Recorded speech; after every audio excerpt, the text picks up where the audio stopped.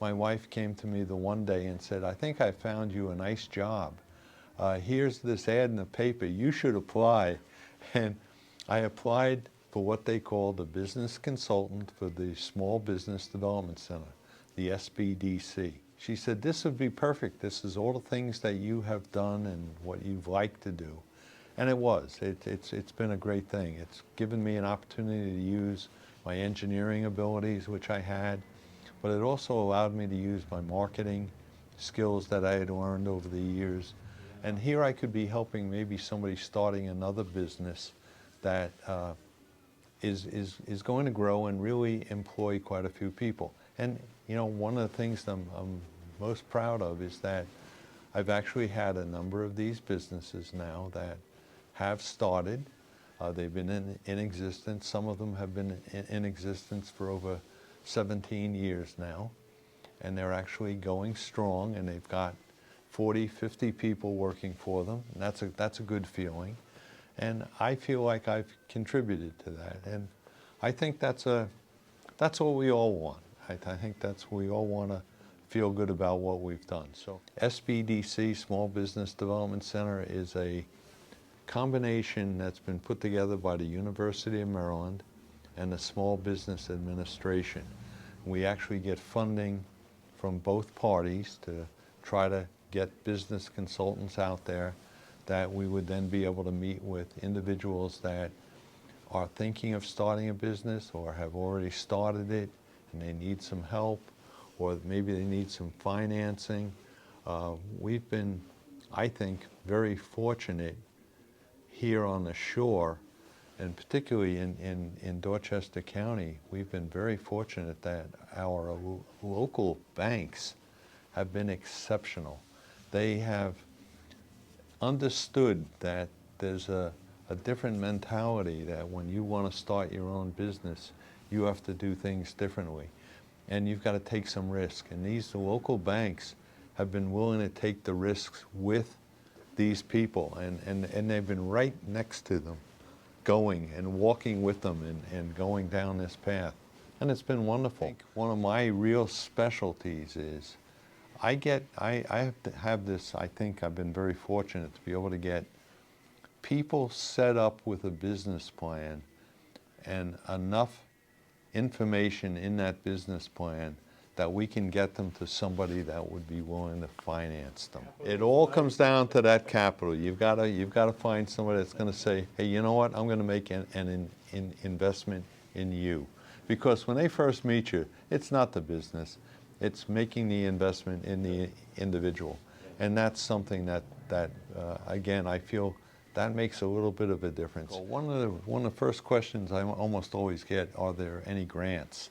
And the grants, there's just no grants. I mean, if you're not in business already, trying to get a grant isn't going to be possible. I mean, it's going to be extremely rare, unless you're doing something that's going to be energy conservation or something like that. Maybe then we could use the USDA. But what I'm seeing is that a lot of the businesses, if we can go into them and if we can talk with them and work with them, we'll get them to be able to say, hey, do I need all these expenses? Can I reduce some of this? Can I change some of my people? Can I do something different? Can I be doing more marketing? Should I be doing my marketing in a different manner? We can invigorate some of this and get them to be thinking about what they have to do, maybe a tiny bit differently than what they've been doing. And if we can get them to do that, that very frankly is going to be just a very good thing for them. It's going to introduce them to new customers. If they get the new customers, it's going to bring money to their bottom line. Yes, some of the customers that they've had, they're going to lose, that they've got to put up with. But again, operate your business the right way. I continue to think that we're going to have people starting businesses. I think one of the things that we've got in this area on the shore, we've got a lot of very independent people.